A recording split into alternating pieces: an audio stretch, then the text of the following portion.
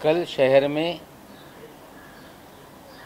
आप लोगों के साथ दो लोगों ने प्रेस कॉन्फ्रेंस करके कुछ चीज़ों पे बातें आपके सामने रखी। पहले देश के एससी कमीशन के डेप्यूटी चेयरमैन अरुण हल्दर जी ने मीडिया से बात की। परसों उन्होंने कहा था कि समीर दाऊद वानखेड़े ने कोई भी धर्म परिवर्तन नहीं किया। चौंकाने वाली बात है कि एक वैधानिक पद पे बैठा हुआ व्यक्ति जिसके ऊपर सवाल खड़े हो रहे हैं कि मुस्लिम होते हुए फर्जीवाड़ा करके फर्जी दस्तावेज पर शेड्यूल कास्ट का सर्टिफिकेट बना के सरकारी नौकरी हासिल करने का काम किया। अरुण हल्दर जी एक वैधानिक पद पे बैठकर उस व्यक्ति के घर जाते हैं जिसके ऊपर शक की सुई है। उनके घर पे जाकर कागजात उलट पुलट कर देखते हैं और क्लीन चिट दे देते हैं कि दस्तावेज सही है। उसके बाद देश के सोशल जस्टिस राज्य मंत्री जिनके पास सोशल जस्टिस विभाग की जिम्मेदारी है, जिनका काम है जो देश में शेड्यूल कास्ट जाति के लोग हैं उनको न्याय देने का काम करे, उनके साथ जस्टिस हो, वे स्वयं बैठकर दाऊद वानखेड़े साहब के साथ प्रेस वार्ता को संबोधित करते हैं और जिसने फर्जीवाड़ा करके सर्टिफिकेट लिया उसका समर्थन करते हैं। ये दुर्भाग्यपूर्ण है। जी भारतीय जनता पार्टी के नेता होंगे, लेकिन उन्हें समझना पड़ेगा कि एससी कमीशन की क्या जिम्मेदारी है, क्या दायित्व है, उसकी कार्यप्रणाली क्या है, जिस पद पर वो बैठे हैं उनका आचरण कैसा होना चाहिए। हमें लगता है सारी मर्यादाओं को वो लांघ रहे हैं। जनरली होता है कि कोई व्यक्ति उस पर अन्याय हो तो वो अपनी शिकायत कमीशन के पास दर्ज कराए और कमीशन उस पर जानकारी जुटाए और उसके बाद रिपोर्ट तैयार करके जांच करनी है तो किसी भी व्यक्ति को, संस्था को अपने जो उन्हें सिविल कोर्ट के अधिकार हैं उसमें सम्मन करके उसकी सुनवाई कर सकते हैं और अपनी रिपोर्ट विस्तृत रूप से तैयार करके वो सोशल जस्टिस डिपार्टमेंट को भेज देते हैं और सिफारिश करते हैं कि क्या सरकार करे और पार्लियामेंट के पटल पर वो रिपोर्ट रखी जाती है। ये कार्यशैली और कार्यप्रणाली है। जहाँ तक किसी का सर्टिफिकेट फर्जी है उसे जांचने का, उसे प्रमाणित करने का अधिकार शेड्यूल कास्ट कमीशन को नहीं है। देश में के रामास्वामी जो सुप्रीम कोर्ट के जज थे, 1994 में उन्होंने एक ऑर्डर पास किया। जब देश में फर्जी सर्टिफिकेट की बाढ़ आ गई तो उन्होंने एक आदेश पारित किया कि देश में हर जिले में जो सर्टिफिकेट फर्जी हैं उनकी जांच करने के लिए एक कमेटी का गठन किया जाए। उस कमेटी की अध्यक्षता ज्वाइंट सेक्रेटरी लेवल के ज्वाइंट सेक्रेटरी या उस लेवल का अधिकारी उसकी अध्यक्षता करे उसमें सोशल जस्टिस डिपार्टमेंट का जो डायरेक्टरेट है उसका एक अधिकारी हो, पुलिस का एक अधिकारी हो, और जो भी शिकायत आए उस शिकायत को कौशी जुडिशियल अधिकार, उन्हें न्यायालय के अधिकार दिए गए, वो न्यायालय के अधिकार के तहत सारी जांच प्रक्रिया को करें और उसके बाद उस पर निर्णय लें। अगर वो निर्णय किसी को मंजूर नहीं तो सीधे वो हाई कोर्ट में अपील में जा सकता है। हाई कोर्ट का निर्णय उसे मंजूर नहीं तो सुप्रीम कोर्ट तक जा सकता है। लेकिन एससी कमीशन को ये सारे अधिकार नहीं है, ये लोगों को समझना पड़ेगा। अरुण हल्दर जी का व्यवहार ये कहीं ना कहीं संदेह के घेरे में है। सीधे ये कह देना कि समीर दाऊद वानखेड़े ने कोई धर्म परिवर्तन नहीं किया। दाऊद वानखेड़े साहब के घर पे चले जाना और वहाँ पे मीडिया से संवाद करना, मीडिया के जरिए पूरे चित्रीकरण कराना, हमें लगता है ये बहुत सारे सवाल खड़ा कर रहा है। इतनी जल्दबाजी उनको क्या है? क्यों इस तरह का आचरण वो अपना दिखा रहे हैं?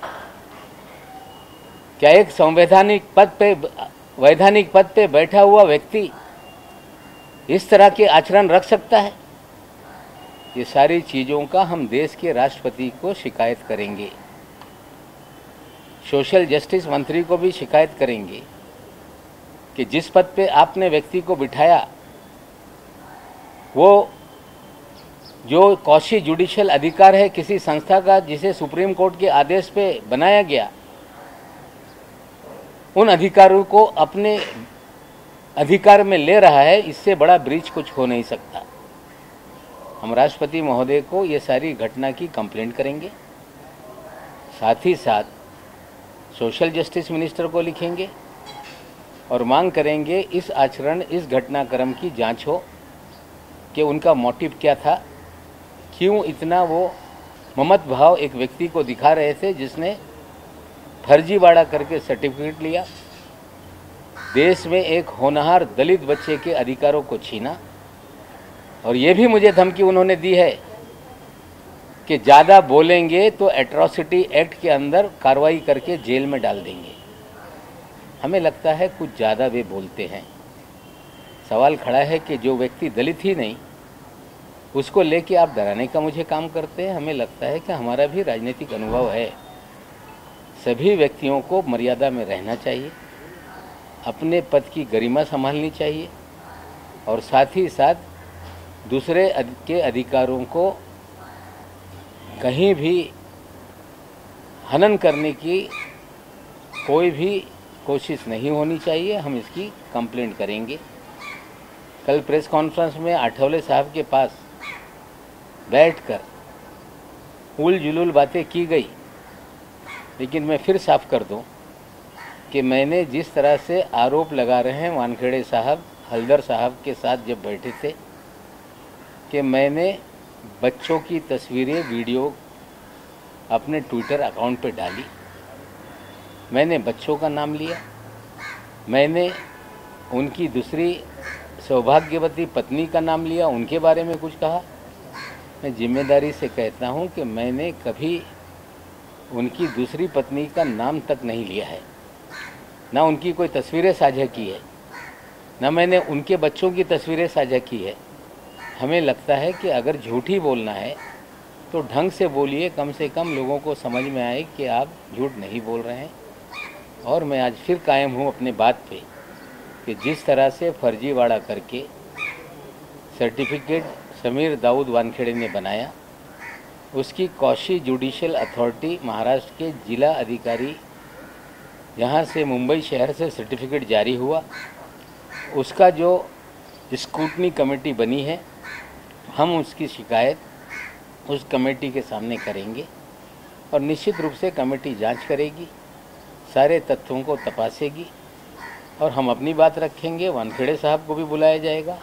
हमें पूरा विश्वास है कि जो फर्जीवाड़ा हुआ है उस फर्जीवाड़ा पे जांच के बाद मोहर लगेगी, और एक बार मोहर लग गई कि सर्टिफिकेट जाली है तो उसी कानून में ये स्पष्ट है कि सर्टिफिकेट के आधार पे जो भी फ़ायदे लिए गए, चाहे वो नौकरी हो, एडमिशन हो या और भी कोई चुनाव हो, वो सारे तात्काल रूप से रद्द किए जाते हैं। जो भी लाभ लिया होगा वो वसूल किया जाता है, और उसी के तहत प्रोविज़न है कि फौजदारी मुकदमा करके 2 साल से 7 साल तक की सज़ा होती है। हम इस मामले को जो भी फोरम है, हमारा वैलिडिटी कमेटी, जिसे जांच पड़तालनी समिति महाराष्ट्र में कहते हैं, वहाँ पे ये मामला ले जाएंगे। साथियों, और एक विषय बहुत गंभीर है।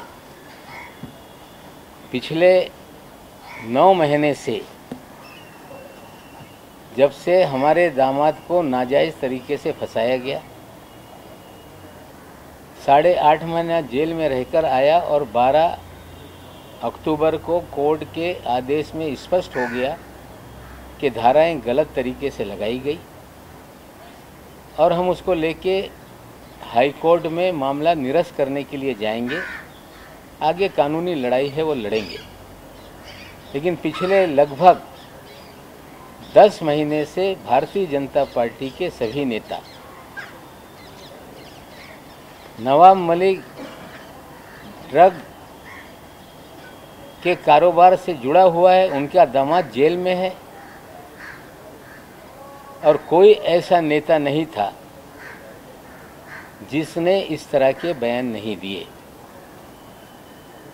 लेकिन बहुत सारे नेता ऐसे हैं महाराष्ट्र में भारतीय जनता पार्टी के, जिनका ड्रग के कारोबारियों से घनिष्ठ रिश्ते हैं।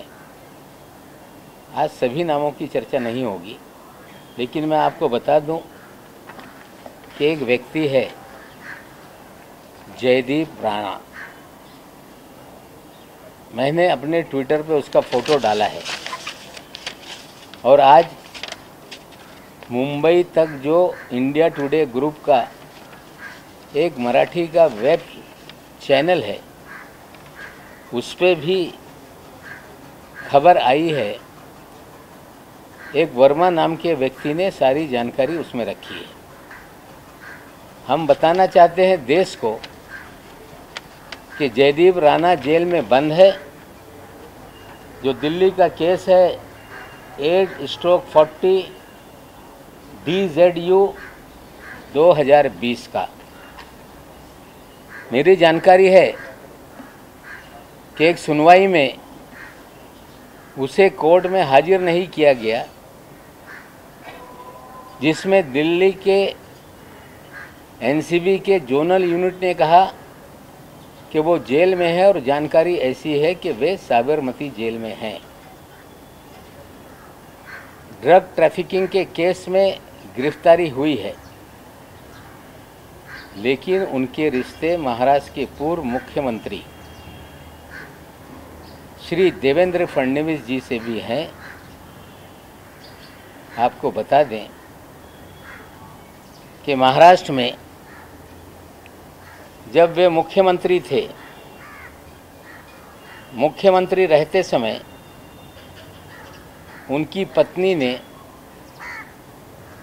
एक रिवर सॉन्ग चल चल मुंबई नदी संरक्षण अभियान के नाम से एक रिवर सॉन्ग बनाया था।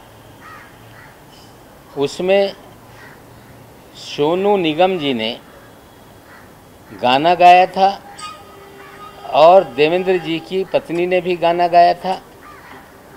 उसमें देवेंद्र फडणवीस जी ने भी अभिनय किया था, और साथ में मुनगंटीवार जी ने भी अभिनय किया था। मैं थोड़ा आपको दिखा देता हूं, और बाद में आपसे शेयर कर लूँगा।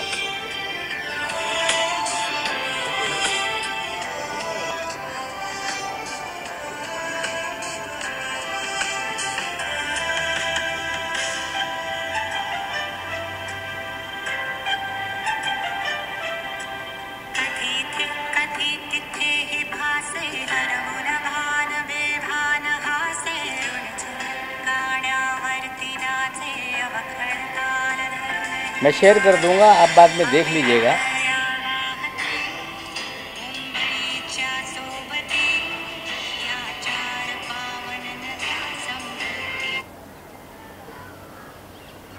गाना गाती हैं, अच्छी बात है। नदियों को लेकर गाना गाएं, अच्छी बात है। सोनू निगम जी के साथ अभिनय करें, अच्छी बात है। देवेंद्र जी अभिनेता बन जाएं, अच्छी बात है।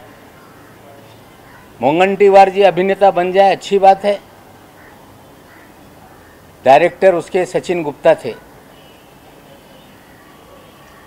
सिंगर अमृता फडणवीस एंड सोनू निगम, उसको म्यूजिक दिया था, जो गाना लिखा था वो अभिजीत जोशी जी ने। क्रिएटिव हेड उसके मनीष खानका थे और उसके फाइनेंस हेड जयदीप राणा जी थे। ये कह देना कि सार्वजनिक जीवन में कौन किसके साथ तस्वीरें खींच लेता है हमें पता नहीं। तस्वीर तो ऐसी है कि एक दूसरे को तुम शैतान हो, तुम शैतान हो, इस तरह की तस्वीर है। मैंने पूछा ये निशान क्या होता है, मेरे बच्चों ने कहा कि यू आर एविल। अब कौन शैतान है मुझे पता नहीं, लेकिन ये शैतान जो नशे का कारोबारी है, ड्रग पेडलर है। एक टी सीरीज ने जो गाना रिलीज किया था जिसमें अमृता फडणवीस जी ने गाना गाया था, अभिनय किया था, देवेंद्र जी ने भी अभिनय किया था। उस समय के जो महाराष्ट्र के फाइनेंस मिनिस्टर थे मुंगंटीवार साहब ने भी उसमें अभिनय करने का काम किया था। ये कह देना कि हमसे कब मिले हम नहीं जानते, फिर बचाव करेंगे कि मुझे मालूम नहीं था ये कौन आदमी फाइनेंशियल हेड बन गया। लेकिन देवेंद्र जी के जयदीप राणा के रिश्ते बहुत घनिष्ठ थे। एक तस्वीर और डालता हूँ कि गणपति देवेंद्र जी के घर पे है या जयदीप राणा के घर पे मुझे पता नहीं, लेकिन गणपति दर्शन के लिए देवेंद्र फडणवीस, जयदीप राणा ये साथ में है। इसकी तस्वीर मैं रिलीज करता हूँ। ये सिर्फ मामला इतना ही नहीं, मामला महाराष्ट्र में ड्रग के बड़े कारोबार का है। कल मैंने कहा था कि देवेंद्र फडणवीस का एक वजह इसी शहर में रहता है, नीरज गुंडे, जिसको पूरी तरह से पिछली सरकार में मुख्यमंत्री निवास में एक्सेस था, मुख्यमंत्री कार्यालय में एक्सेस था, सारे अधिकारियों के चैम्बर में एक्सेस था, सारे पुलिस के ट्रांसफ़र वो तय करता था, ब्यूरोक्रेसी के ट्रांसफ़र वो तय करता था और पूरी तरह से उगाही उसी के जरिए महाराष्ट्र में की जाती थी। और देवेंद्र जी जब भी नई मुंबई की तरफ, पूना की तरफ प्रस्थान करते थे तो शाम में उनके घर में हाजिरी लगती थी और लगातार नीरज गुंडे के घर पर वो बैठते थे और वहीं से सारा देवेंद्र जी का माया जाल चलता था। सरकार बदलने के बाद महाराष्ट्र में जो भी केंद्रीय एजेंसियां हैं, चाहे ईडी हो, चाहे सीबीआई हो, चाहे इनकम टैक्स हो, चाहे एनसीबी हो, यही देवेंद्र जी का वाजे सारे कार्यालयों में फिरता नजर आ रहा है। अधिकारियों के तबादले में भी करोड़ों रुपए वसूले जा रहे हैं। समीर दाऊद वानखेड़े जो पिछले 14 साल में इस शहर में लगातार अलग अलग विभाग में काम करता है, उसके भी तबादला करने के पीछे महाराष्ट्र के पूर्व मुख्यमंत्री देवेंद्र फडणवीस हैं और उसे लाया इसीलिए गया कि आप पब्लिसिटी करके नाजायज लोगों को फंसाया जाए और ड्रग का खेल इस मुंबई और गोवा में चलता रहे, इसलिए समीर वानखेड़े को लाया गया। बड़े बड़े ड्रग पेडलर, चाहे वो काशिफ खान हो, उसे छोड़ दिया जाता है। ऋषभ सचदेवा को, आमिर फर्नीचर वाला को और प्रतीक गाबा को छोड़ दिया जाता है। सारा ड्रग का खेल ये देवेंद्र जी के इशारे पे इस राज्य में चल रहा है। जिम्मेदारी से कहता हूं कि प्रतीक गाबा कौन है, प्रतीक गाबा को क्यों छोड़ा गया, प्रतीक गाबा इस शहर में क्या करता है, किन होटलों में पार्टी ऑर्गेनाइज करता है, एक टेबल की कीमत 5 लाख 10 लाख 15 लाख कैसे होती है। मैं आज प्रतीक गाबा के बारे में नहीं बताऊंगा, लेकिन इस खेल में प्रतीक गाबा सबसे बड़ा किरदार है, जो आने वाले दिनों में उसको हम आप लोगों के सामने रखेंगे। पूरा ड्रग का मास्टरमाइंड, ड्रग के खेल का मास्टरमाइंड। हमें लगता है महाराष्ट्र का पूर्व मुख्यमंत्री है क्या, ये सवाल हमारे दिमाग में खड़ा हो रहा है। क्यों नीरज गुंडे जाकर बैठता है, क्यों बीजेपी के लोग छूट जाते हैं और ये कह देना कि मेरा कोई संबंध नहीं, यही कहेंगे कि हमें पता नहीं था, पता था। आपके नाक के नीचे ड्रग का धंधा चलता रहा। कई ऐसी तस्वीरें हम आगे लाएंगे जो ड्रग पेडलर हैं, जो भारतीय जनता पार्टी में हैं थे, वो सारी चीज़ों को धीरे धीरे खोलेंगे। आपके मन में कोई सवाल होगा तो उसका मैं जवाब देने के लिए तैयार हूँ। सर, आप डायरेक्टली नाम बोल रहे हैं कि देवेंद्र फडणवीस ड्रग्स का काम करते थे, उनकी चाह पे सब कुछ हो रहा है। उनके संरक्षण में ड्रग का धंधा चल रहा है, चल रहा था। जिस तरह से जयदीप राणा की तस्वीरें आई, ये योगा योग नहीं कि वो उनके गाने का फाइनेंशियल हेड है, उसके बाद भी उनकी घनिष्ठता एक उनके घर की तस्वीर से दिखती है। जो देवेंद्र जी का वजह है, वो लगातार एनसीबी ऑफिस में बैठता है। पूरा ड्रग का खेल कहीं ना कहीं देवेंद्र जी के आशीर्वाद से महाराष्ट्र में चल रहा है, चल रहा था, ये स्पष्ट है। और हमें लगता है, हम मांग करते हैं कि जिस तरह से लगातार हाईकोर्ट में लोग जा रहे हैं कि इसकी सीबीआई जांच हो, सुप्रीम कोर्ट में एक पीआईएल दाखिल किया गया, नवाब मलिक को बोलने से रोका जाए, मामला जो मुंबई पुलिस जांच कर रही है उसे निकाल लिया जाए। मुंबई पुलिस ये ड्रग की जांच नहीं कर रही है, मुंबई पुलिस जांच कर रही है एक्सटॉर्शन की, मुंबई पुलिस जांच कर रही है किडनैपिंग की। सीबीआई को अगर जांच करानी है तो सारी जांच हो कि इस शहर में देवेंद्र जी का ड्रग के धंधे में क्या कनेक्शन है, जयदीप राणा का उनकी क्या रिश्ते हैं, नीरज गुंडे किस तरह से इस सारे खेल में इन्वॉल्व है। हम मांग करते हैं कि अगर उन्हें निर्दोष अपने आप को साबित करना है तो कोई जुडिशियल इंक्वायरी बैठ जाए या सीबीआई इसकी जांच करे, हम मांग करते हैं। नवाबजी, असं म्हणालात की नीरज गुंडेजा हा फडणवीसांच्या काळातला वाजे आहे, याचा अर्थ वाजे हे चुकीचं काम करतात हे तुम्ही मान्य करता? हो, मान्य है। सचिन वाजे हा चुकीचा काम करत होता हे आम्हाला मान्य आहे, पण तो पण परमवीर यांचा पंटर होता। ठीक आहे, त्यांनीच त्याला कुठेतरी नोकरीमध्ये रुजू करून घेतला होता। आज चर्चा त्याची नाही। आज देवेंद्रजी या शहरामध्ये जे ड्रग रॅकेट आहे त्यांना संरक्षण देत आहे, वानखेडे यांना त्यांना आणलेलं आहे, हे प्रश्न आज मी उभा करतोय। धन्यवाद। ज्युडिशियल इन्क्वायरी कुणी सुरू करावी? नाही, ठीक आहे, ज्युडिशियल इन्क्वायरी आता केंद्र सरकारने नेमली पाहिजे, नाही तर यांची मागणी आहे की सीबीआय केस ट्रान्सफर केलं पाहिजे। होय, ड्रग प्रकरणी सीबीआय तपास करू शकते। ते सगळं तपास करत असताना देवेंद्रजीचा पण जे काय रोल आहे, जे काय गुंडेचा रोल आहे, ते पण तपास तुम्ही त्यांना द्या, आम्ही मागणी करतो। धन्यवाद। अजून काय पुरावे तुमच्याकडे फडणवीसांच्या विरोधात? तुम्ही केवळ 2-3 फोटो टाकतायत एका व्यक्ती बरोबरचे, हे पुरावे असू शकत नाही। तुमच्याकडे अजून काय महत्त्वाचे पुरावे आहे फडणवीसांच्या विरोधात आणि ते तुम्ही कोणाला देणार?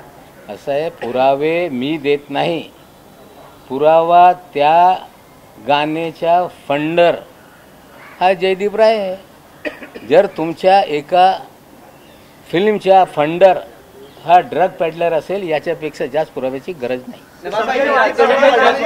नवाब भाई देवेंद्र फडणवीस का बोलना है कि नेता हैं, बड़े पद पर हैं, कोई भी आके फोटो खिंचा सकता है, तो हर फोटो हाँ, वेरिफिकेशन नहीं कर सकते हैं. फोटो का सवाल नहीं है, गाने का वो फाइनेंस हेड है. हम कहाँ फोटो पे सवाल उठा रहे हैं? फोटो तो किसी के साथ किसी भी की आ सकती है, ये फोटो पे सवाल नहीं. उस गाने के फंडिंग पे सवाल है, फोटो पे हम सवाल नहीं खड़ा कर रहे. देवेंद्र फडणवीस यांना समीर वानखेडेंना आणलं असं तुमचं म्हणणं आहे का? तुम्ही आता बोलताना तसं बोलला. त्यांनी निश्चित रूपाने त्यांनी अर्ज केला, त्याची बदली करण्यात आली. येऊन महाराष्ट्राला बदनाम करायचा, आघाडी सरकारला बदनाम करायचा, फिल्मवाल्याला कुठेतरी टार्गेट करून पब्लिसिटी घ्यायची आणि हे पब्लिसिटी होत असताना जे मोठे मोठे ड्रग माफिया आहेत त्यांना संरक्षण द्यायचं आहे. या महाराष्ट्रामध्ये प्रत्येक एजन्सीमध्ये कोण अधिकारी कुठे बसेल, कोण अधिकारी कुठला तपास करेल, कुणाला खोटे केसेसमध्ये अडकवायचा, लोकांच्या मनात भीती निर्माण करायचा, हे सगळं 2 वर्षापासून खेळ सुरू आहे. आणि देवेंद्र हे सगळे कट कारस्थान रचत आहे आणि लोकांच्या मनात भीती निर्माण होईल नेत्यांचे, त्यासाठी हा सगळे यंत्रणेचा वापर ते करत राहिले. एक विषय राहून गेला होता, मी आपल्याला बोलू इच्छितो आहे. किरीट सोमय्या यांनी काल पवार साहेबांच्या बाबतीत काही एकरी भाषेमध्ये शब्दांचा उच्चार केला.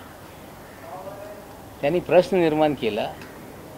ठीक आहे, आरोप करताना मुंडे साहेब हयाती असताना हे आरोप होत राहिले. त्यानंतर महाराष्ट्रामध्ये 5 वर्ष त्यांच्या सरकार आला. त्यानंतर अटल बिहारी वाजपेयी साहेबांच्या सरकार आला. 7 वर्ष मोदी साहेबांच्या सरकार आहे. 5 वर्ष देवेंद्रजीचं सरकार होता.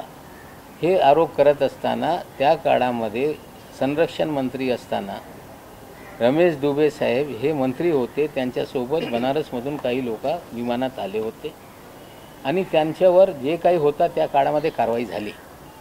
पण त्याच्यात आणखीन एक व्यक्ती होता, त्याचं नाव तो मुंबईमध्ये अंधेरीचा नगरसेवक होता, पुरुषोत्तम सोलंकी. त्यांच्यावर पण गुन्हा त्या काळात दाखल करण्यात आला, काढा लावण्यात आला. नंतर ते गुजरातला भावनगरला शिफ्ट झाले, अपक्ष आमदार म्हणून निवडून आले.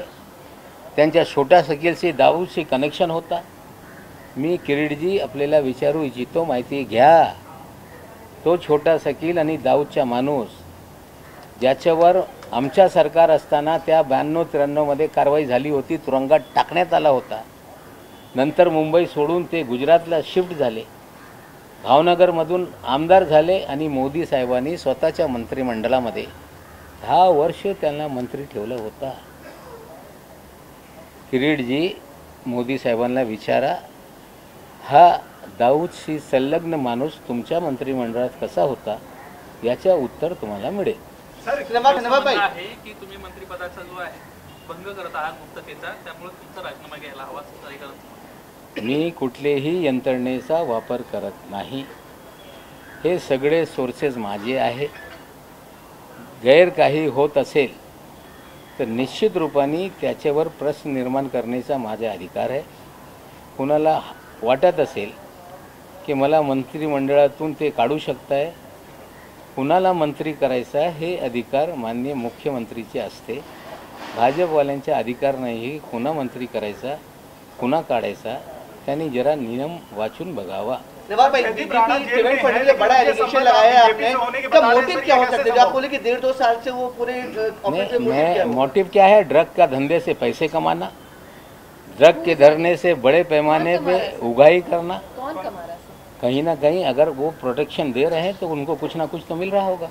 सर, जयदीप राणा तो जेल में है, तो फिर कैसे बीजेपी के साथ आप संबंध होने की बात कह रहे हैं? अरे भाई, आपको फिर आप देख लो ना गाना, नदी वाला गाना जो आप देखेंगे, जिसमें अमृता फडणवीस मैडम ये गाना गा रही हैं, सोनू निगम ने गाना गाया है, देवेंद्र फडणवीस उसमें अभिनय कर रहे हैं, मुनगंटीवार उसमें अभिनय कर रहे हैं. उसकी डिटेल आप देखेंगे तो उसमें फिनांस हेड ये जयदीप राणा है. सर, दाऊद कनेक्शन आपने बोला से हिंदी में बता, कनेक्शन से दाऊद का अंडरवर्ल्ड का हिंदी में. देखिए, किरीट सोमैया जी पवार साहब को लेके बदतमीजी उन्होंने की और भाषा का जिस तरह का उपयोग किया ये शोभनीय नहीं है. उन्होंने बनारस से एक जहाज में जो पूर्व हमारे मंत्री हैं रमेश दुबे जी, अंधेरी से वो जीते थे, उसी क्षेत्र के 2 लोग मुंबई आए थे, जिसको लेके शोर मचा कि दाऊद के लोग पवार साहब के जहाज में आए। झूठी अफवाहें फैलाई गई और कहीं ना कहीं पूरी तरह से पवार साहब का जो इमेज है उसे मलाइन करने का काम बीजेपी ने उस समय 92-93 से शुरू किया था और 95 में उनकी सरकार आ गई, लेकिन 5 साल सरकार रहते हुए कोई भी चीज़ उसमें सामने नहीं आई। अटल जी की सरकार रही, फिर 5 साल देवेंद्र जी की सरकार रही, 7 साल से मोदी जी की सरकार है, जो झूठे बातें फैलाई गई थी, जिसको लेके कोई तथ्य नहीं था, आरोप लगाते रहे, लेकिन कोई भी चीज़ें सामने नहीं आई। लेकिन शायद किरीट सोमैया जी को पता नहीं कि उसी समय कांग्रेस के एक नगर सेवक थे जिनका नाम था पुरुषोत्तम सोलंकी, वो क्रिमिनल थे। उनके छोटा शकील और दाऊद से संबंध होने के कारण उन पे मुकदमा दर्ज हुआ, उन पे टाड़ा लगा और उसके बाद वो मुंबई छोड़कर गुजरात के भावनगर, जहां उनका मूल गांव था, वहां शिफ्ट हो गए। उसके बाद वो विधायक बने इंडिपेंडेंट और फिर भारतीय जनता पार्टी के टिकट पे वे चुनाव लड़े और वो व्यक्ति जिसका संबंध छोटा शकील से था, दाऊद इब्राहिम से था, 10 साल तक मोदी जी के मंत्रिमंडल में गुजरात में मंत्री रहे। अगर ये जानकारी किरीट जी को नहीं है तो हमें लगता है कि वो जानकारी जुटाएं और फिर उल जुलूल बातें करें। हमें लगता है पवार साहब को लेकर अगर शब्दों का चयन बदतमीजी से किया जाएगा तो हमें लगता है इसे महाराष्ट्र की जनता बर्दाश्त नाही करेगी। नवाब जी, नीरज गुंडे ठाकरेंशी पण चांगले आहेत असं कळतायत, मग हा गुंडे जो आहे तो उद्धव ठाकरे काम करतात? उद्धव ठाकरेशी संबंध नाही। देवेंद्रजीचा दूत म्हणून सरकार चालवत असताना कधी कधी हे नाते बिघडत होते, तो कुठेतरी मांडवली करण्यासाठी यांचे निरोप घेऊन त्यांच्याकडे जात होता। सर, हिंदी में बताइए कि जो नीरज गुंडे हैं, जब भी सरकार की बात आई बनने के लिए, बीजेपी से लेकर शिवसेना दोनों में मध्यस्थता का काम किया उन्होंने। नहीं, तो ठीक है, उद्धव ठाकरे से भी उनके बिल्कुल नहीं। बीजेपी के वो देवेंद्र जी के फ्रंटमैन थे। सरकार जब भी अड़चन में आती तो उनका संदेशा लेके दूत के रूप में जाते थे। जब सरकार बन रही थी तब भी कोशिश कर रहे थे कि बीजेपी और शिवसेना साथ में है, वो देवेंद्र जी के दूत के रूप में भी रहते रहे। देवेंद्र जी के सारे फ्रंटमैन के रूप में उन्होंने काम किया है। अगर वो दूत थे, उस समय सरकार में दोनों पार्टियां थी, जब कोई तनाव बनता था तो संदेशा लेके बातचीत कराते थे। हमें लगता है इन चीज़ों से उद्धव ठाकरे जी को जोड़ना उचित नहीं। सर, लास्ट सवाल, सरकार आपकी है, गृह मंत्रालय आपके पास है, इतने मुंबई पुलिस इस पर एक्शन लेगी? नीरज गुंडे हो गए या फिर फाइनेंस वाले जिसका नाम आपने लिया, राणा हो गया, जयदीप राणा जेल में है, निश्चित रूप से छूटेगा तो गंभीर एक हुकायत ड्रग तस्कर है, तो हमें लगता है उसके बाद पुलिस देखेगी। देखिए, पुलिस किसी को हम अपने सत्ता का दुरुपयोग करके किसी को नाजायज़ फंसाना नहीं चाहते। जहाँ तक सवाल है शाहरुख खान के लड़के की ड्रग के केस में उन्हें फंसाने का, उसमें प्रभाकर साहिल का जो बयान है जिसमें 18 करोड़ की उगाही की बात कही गई, जिसमें 50 लाख रुपए उठाए गए, उस चीज़ों की पुलिस निश्चित रूप से कमेटी गठन हुई है, जांच हो रही है। हमारी सरकार किसी को नाजायज़ तरीके से फंसा दे ऐसा नहीं करेगी। जांच एक कमेटी नहीं है वो कर रही है। अगर सच्चाई उसमें सामने आएगी, प्रभाकर साहिल के बयान में जांच में कोई तथ्य सामने आएगा तो निश्चित रूप से कार्रवाई होगी। लेकिन द्वेष भावना से सरकार हमारी कोई काम नहीं करती। जिस तरह से सरकारी तंत्र का गलत इस्तेमाल बीजेपी कर रही है, हम लोग हमारे सरकारी तंत्र का गलत इस्तेमाल नहीं करेंगे। राज्य सरकारला सांगणार नाही का तुम्ही वेगवेगळ्या गोष्टी करण्यासाठी? आता तुमच्याकडे एवढे जर पुरावे आहेत तर देवेंद्र फडणवीसांच्या विरोधात कारवाई करायला तुम्ही राज्य सरकारला सांगणार नाही? बघू ना, आता हे सगळं समोर येत आहे। निश्चित रूपाने जे गंभीर जयदीप राणा तो आता तुरुंगात आहे. बाहेर आल्यानंतर निश्चित रूपाने त्यांच्या बाबतीत पण इन्क्वायरी करण्याच्या कारवाई निश्चित रूपाने आम्ही अर्ज करू की याला बोलवा, याच्याकडून माहिती घ्या. ड्रग्सचा जो धंदा मुंबईमध्ये महाराष्ट्रामध्ये सुरू आहे त्याच्यात कोणाकोणाचा काय रोल है याची माहिती निश्चित रूपाने पुलिस यंत्रणा घेईल. नवाब भाई, आपके ट्वीट के बाद बीजेपी नेता मोहित कंबोज ने ट्वीट कर दिया कि और आपको इशारों में कहते कि सलीम जावेद है, बंटी बबली है, डेली नया सगुफा लेके आते हैं और प्रेस कॉन्फ्रेंस करते रहते हैं. हमें लगता है जिनका अपना किरदार डकैती का, चोरी का, फ्रॉड का है, ऐसे लोगों को जवाब देना हमारे लिए बेहतर नहीं है. इस तरह के बहुत सारे लोग हैं, उल जुलूल बातें करेंगे, उल जुलूल बातों का जवाब देना ठीक नहीं. सर 100 करोड़ का डिफेमेशन में तो डाल दिया उन्होंने, और एक और मालगांव में भी. ठीक है, वो तो जो भी कानूनी कार्रवाई होगी उसके लिए हम तैयार हैं, लड़ेंगे. एक नहीं 1000 केस डाल दें, हम कहीं डरते हैं क्या किसी से? कानूनी लड़ाई है, वो लड़े, हम लड़ेंगे, न्यायालय में भी सिद्ध करेंगे. एक बार न्यायालय में आ जाए तो चीज़ें देखेंगे. हम किसी से कोई डिफेमेशन का मामला हो या कोई जान से मार देने की धमकी दे. कुछ लोग बोलते हैं कि दिवाली के पहले ईडी का छापा नवाब मलिक के घर पे बढ़ जाएगा, इनकम टैक्स के छापे पड़ेंगे. हमें लगता है इस तरह की गीदड़ भक्ति से नवाब मलिक डरने वाला नहीं है. सर, मोहित कंबोज ने एक ट्वीट ये भी किया है कि जो मैं जवाब नहीं देता. सर, सचिन वाजे चोर के बात का जवाब नहीं देता. Mr. Malik, if you could speak in English, could you tell us what exactly is the allegation that you're leveling against Mr. Fadnavis? See, I have said already, a person named Jaideep Rana is in jail in a drug peddling case.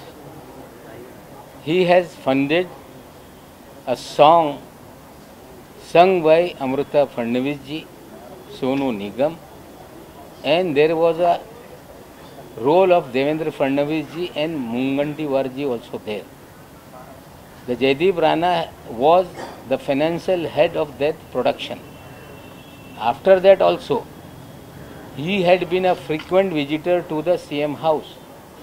Definitely, these things raise many of the questions, and I demand there should be a CBI inquiry into the matter, because a drug peddler is connected with BJP high profile leader. Wankhede has been posted on his behalf.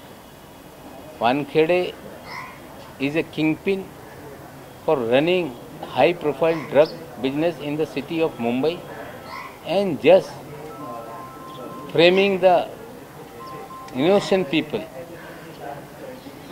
just getting publicity, but he doesn't catch big fish. We demand there should be a CBI inquiry into the matter. Thank you.